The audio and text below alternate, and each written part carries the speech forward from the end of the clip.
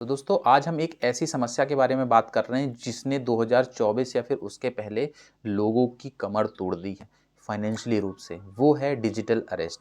अब digital arrest में लोगों को इतना ज़्यादा डरा दिया जाता है, इतना ज़्यादा धमका दिया जाता है कि लोगों को सच में ये लगने लग जाता है कि सामने वाला व्यक्ति जो है ना, वो पुलिस अधिकारी है और हमारे अगेंस्ट में केस दर्ज हो चुका है। अब डिजिटल अरेस्ट में स्कैमर इतना नीचे तक गिर चुके हैं कि उनको कोई मतलब नहीं रहता कि किसी के अकाउंट से पैसे कट रहे हैं, उसकी क्या फाइनेंशियल स्थिति है।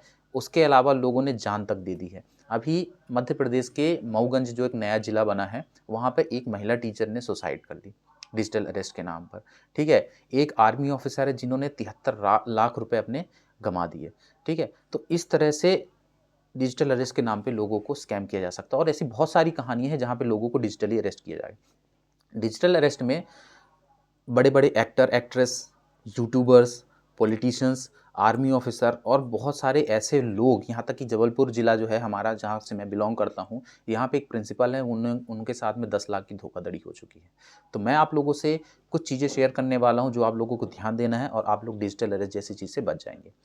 तो दोस्तों मैं आप लोगों को बताता हूँ कि डिजिटल अरेस्ट जैसा शब्द जो है कानूनी भाषा में है ही नहीं।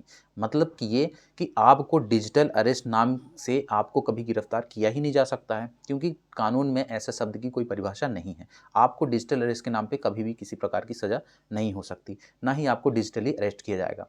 अब डिजिटल अरेस्ट में होता क्या है? सामने से आपके पास एक अननोन नंबर से फ़ोन आएगा और उस फ़ोन के माध्यम से आपको ये कहा जाएगा कि आप का नंबर है या फिर आप हो किसी एक ऐसी अनैतिक गतिविधियों में। अब अनैतिक गतिविधियाँ क्या होंगी कि जैसे आपने कोई सा पार्सल सेंड किया है, उस पार्सल में ड्रग्स मिला है।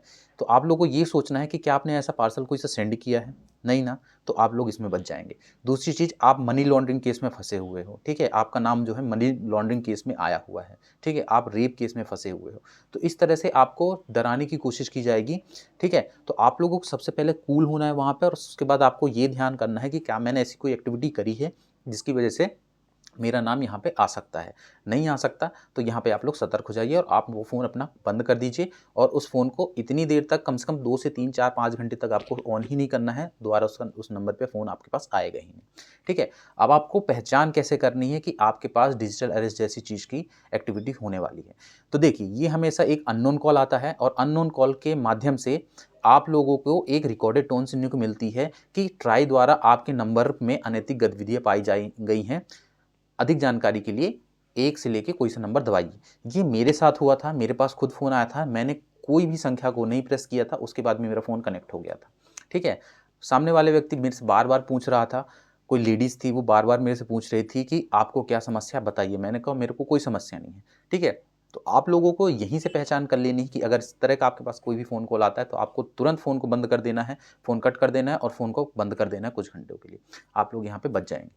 दूसरी चीज़, डिजिटल अरेस्ट के माध्यम से आपके पास जो भी व्यक्ति संपर्क करेगा वो खुद को पुलिस अधिकारी बताने की कोशिश करेगा, ठीक है? और आपको इतना यकीन दिलाया जाएगा कि वो पुलिस अधिकारी है। देखिए, मेरे बैकग्राउंड में कुछ भी नहीं है, ठीक है? आपको उसके बैकग्राउंड में आपको हर वो चीज़ मिलेगी जो एक पुलिस थाने में होती है। यहाँ तक कि हमारे जो खुद के थाने हैं, वहाँ पे भी वो चीज़ें नहीं होती हैं। कुछ न कुछ तो कमी रह ही जाती है, ठीक है? जो ओरिजिनल चीज़ है उसमें, लेकिन जो फेक होते हैं ना, वो ऐसा आपका बैकग्राउंड, अपने बैकग्राउंड बनाएँगे कि उनके बैकग्राउंड में एक भी चीज़ की कमी नहीं होगी। बाकायदा जिस भी स्टेट की पुलिस से बिलॉन्ग करते हैं वहाँ का लोगो होगा, ठीक है? यूनिफ़ॉर्म पूरी तरह से पहने रहेंगे, ठीक है?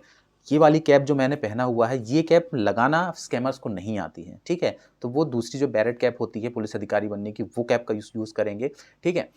तो इस तरह से आप लोगों को समझना है कि कोई भी पुलिस अधिकारी सामने से फ़ोन कॉल नहीं करता है आपको डिजिटली अरेस्ट करने के लिए।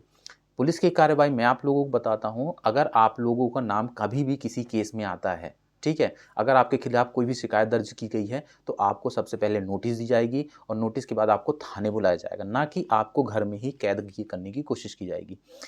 तो आप लोग यहाँ पे समझदार बनिए और अपने आप को बचाइए, खुद का नंबर बंद कर दीजिए। एक और चीज़ है जो डिजिटल अरेस्ट में हो रही है, आपको घर या परिवार के किसी सदस्य के साथ में बैठने नहीं दिया जाता है। आपको एक फ़ोन कॉल में, वीडियो कॉल के माध्यम से आपको एक कमरे में बंद कर दिया जाता है और आपसे कंटिन्यू बात की जाती है। आपको पहले तो डराया जाता है और जब उनको समझ में आ जाता है कि ये व्यक्ति डर चुका है, तो उसके बाद फिर वो क्या करते हैं, नेगोशिएट करना चालू कर देते हैं कि ये केस हम आपको, आप डरिए मत, हम ये केस आपका बंद कर देंगे और उसके बदले आपको थोड़े पैसे लगेंगे और उस पैसे के बाद हम आपका ये केस बंद कर देंगे। यहाँ पर अगर आपने थोड़े पैसे दिए, फिर वो और पैसे की डिमांड करेंगे और इस तरह से आप लोग फंसते चले जाएंगे। न्यूज़ में आप लोगों ने सुना होगा कि किसी ने 2.5 करोड़ रुपए गंवा दिए, किसी ने 70 लाख गंवा दिए। अभी जैसे मैं ये बता रहा हूँ कि एक आर्मी ऑफिसर के बारे में मैंने सुना था, वो 73 लाख रुपए कमाए। अब सोचिए 73 लाख रुपए किसी के पास होते हैं क्या? नहीं होते ना। आज की डेट में लोग अपने बैंक अकाउंट में 1 लाख 2 लाख इससे ज़्यादा रखते ही नहीं हैं, या फिर कोई ऐसा व्यक्ति है जो रख रहा होगा। तो 73 लाख रुपीस आए कहाँ से होंगे? उन्होंने अपने खेत बेचे, अपने गहने बेचे और उसके बाद वो पैसे भरते चले गए। 1 महीने तक उनको डिजिटली अरेस्ट रखा गया, ठीक है? तो आप लोग सोचिए, अगर आप लोगों ने एक बार पैसे दिए ना, तो वो आपसे बार-बार पैसे की डिमांड करते चले जाएँगे और आप लोग इसमें फँसते चले जाएँगे। तो मैं आप लोगों से यही रिक्वेस्ट करना चाहूँगा कि आप लोग, अगर आपके पास डिजिटल अरेस्ट के नाम पे कभी भी फ़ोन कॉल आता है, आपने फ़ोन उठा भी लिया है और सामने वाला व्यक्ति आपको इस तरह की बात करता है, तो आपको फ़ोन कॉल कट कर देना है उसी टाइम पे और उसके बाद स्विच ऑफ कर देना है। मान लीजिए कि अगर आप सही तरीके से किसी ओरिजिनल पुलिस वाले के हाथ में फँस रहे हैं, तो वो पुलिस वाले आपके घर पे आएँगे और आपको उसके बाद पकड़ के लेके जाएँगे, ठीक है? कोई फ़ेक व्यक्ति आपको पकड़ के नहीं ले जा सकता है। आप लोगों को अपना फ़ोन बंद कर देना है और उसके बाद आपको फ़ोन अपना चालू ही नहीं करना है, ठीक? आप इसी तरह से बच सकते हैं डिजिटल अरेस्ट जैसी चीज़ों से।